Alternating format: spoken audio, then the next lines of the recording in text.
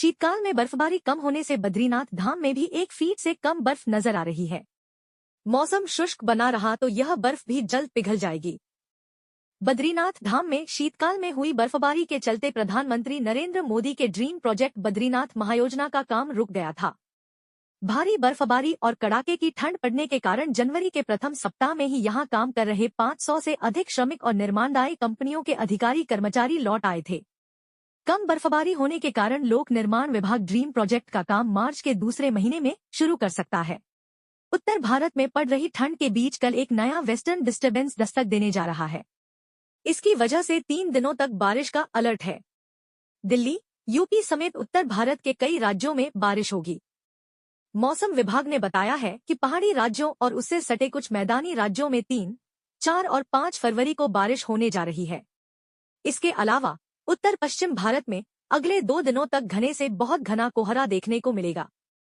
हालांकि अगले 2 दिनों बाद उत्तर भारत के न्यूनतम तापमान में 2 से 3 डिग्री सेल्सियस की बढ़ोतरी होगी, जिससे ठंड से और राहत मिलने की उम्मीद है।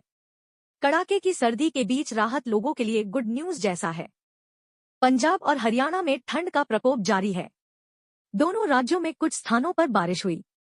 मौसम विभाग के अनुसार पंजाब के अमृतसर में न्यूनतम तापमान 7.2 डिग्री सेल्सियस दर्ज किया गया, जो सामान्य से 1 डिग्री कम है।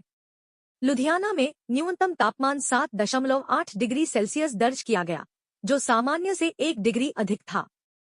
पटियाला में न्यूनतम तापमान 9.2 डिग्री सेल्सियस रहा।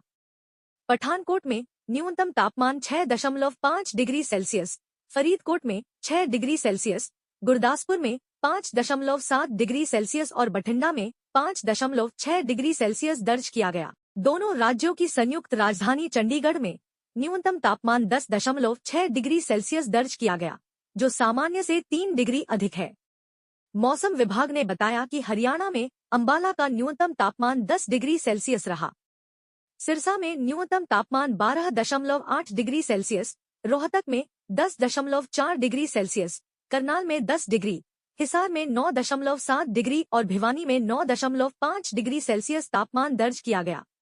राजस्थान के कई इलाकों में बूंदाबांदी और बारिश होने के बाद सर्दी और तेज हो गई है। राज्य में नागौर में सबसे कम 3.7 डिग्री सेल्सियस न्यूनतम तापमान दर्ज किया गया। मौसम विभाग के अनुसार पूर्वी राजस्थान में कुछ स्थानों पर हल्की से मध्यम वर्षा दर्ज की गई, जबकि पश्चिमी राजस्थान में मौसम शुष्क रहा। आज सुबह राज्य में कहीं कहीं पर घने से अति घना कोहरा छाया रहा। तापमान में और गिरावट के चलते पूर्वी राजस्थान में कई जगह शीत और अति शीत दिन रहा।